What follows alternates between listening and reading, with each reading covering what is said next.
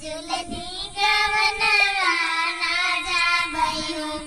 दूसरी पठौनी जेठ मोरे आए दूसरी पठौनी जेठ मोरे आए जेठ मोरे आए हो जेठ मोरे आए ना जाबई ना जाबई ना जाबई हो वही छुतियर के संगवा ना जाबई हो वही छुतियर के संगवा ना जाबई हो ना जाबई ना जाबई ना जाबई हो छुतियर के संगवा ना जाबई हो वही छुतियर के संगवा ना जाबई हो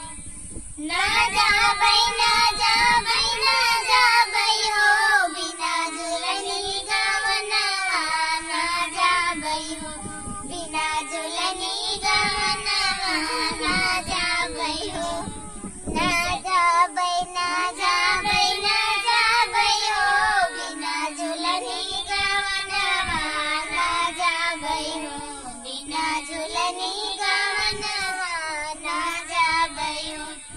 तीसरी पठौनी देवर मोरे आए तीसरी पठौनी देवर मोरे आए देवर मोरे आए देवर मोरे आए ना जाबई ना जाबई ना जाबई हो वही लड़का के संगवा ना जाबई हो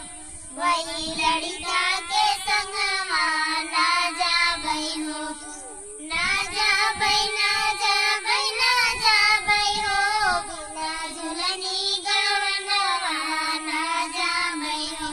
बिना झुलनी गवनवा ना जाबई हो